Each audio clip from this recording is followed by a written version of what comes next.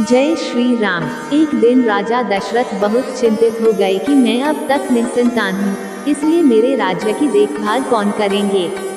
एक दिन राजा दशरथ मुनि ऋषियों की सलाह से यज्ञ का आयोजन किया।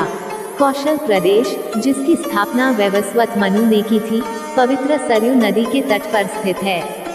सुंदर एवं समृद्ध अयोध्या नगरी इस प्रदेश की राजधानी है।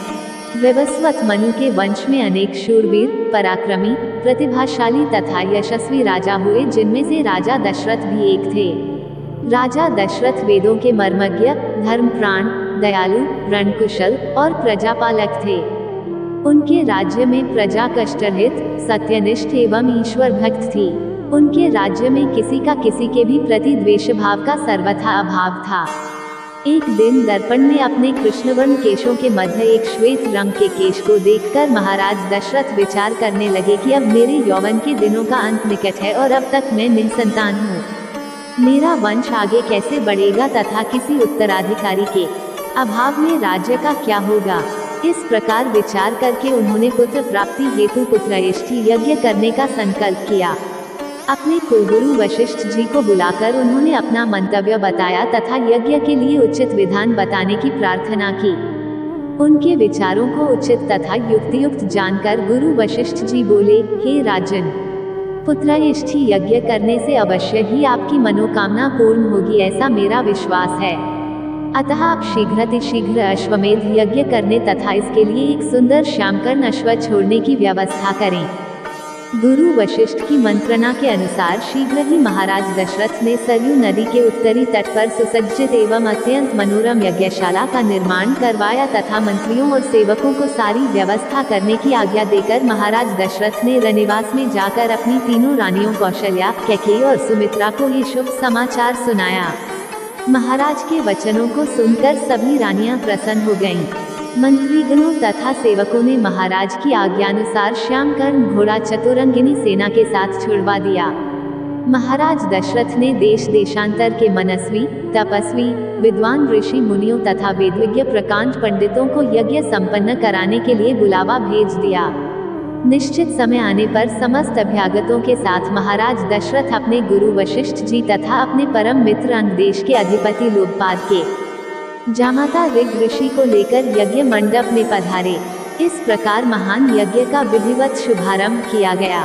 संपूर्ण वातावरण वेदों की ऋचाओं के उच्च स्वर में पाठ से गूंजने तथा समिधा की सुगंध से महकने लगा। समस्त पंडितों, ब्राह्मणों, ऋषियों आदि को यथोचित धन धान्य, गौ आदि भेंट करके सादर विदा करने के साथ यज्ञ की समाप्ति हुई। राजा दशरथ ने यज्ञ के प्रसाद चरा को अपने महल में ले जाकर अपनी तीनों रानियों में वितरित कर दिया। प्रसाद ग्रहण करने के परिणाम स्वरूप परमपिता परमात्मा की कृपा से तीनों रानियों ने गर्भ धारण किया।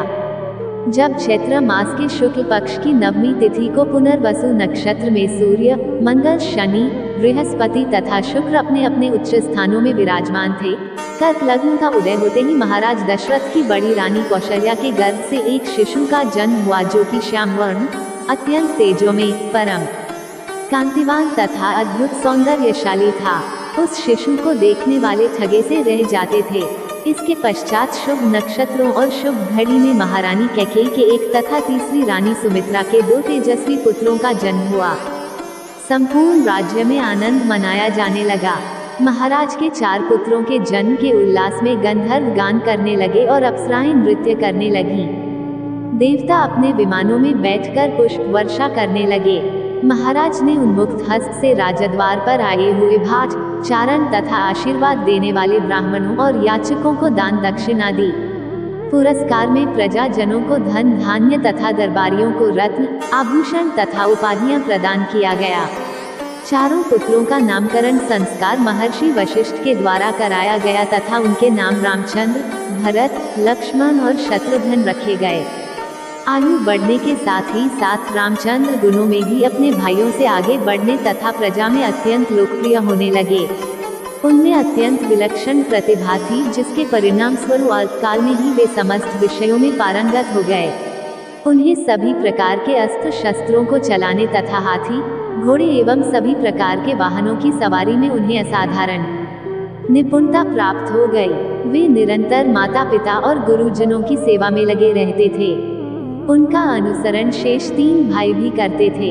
गुरुजनों के प्रति जितनी श्रद्धा भक्ति इन चारों भाइयों में थी, उतना ही उनमें परस्पर प्रेम और सौहार्द भी था।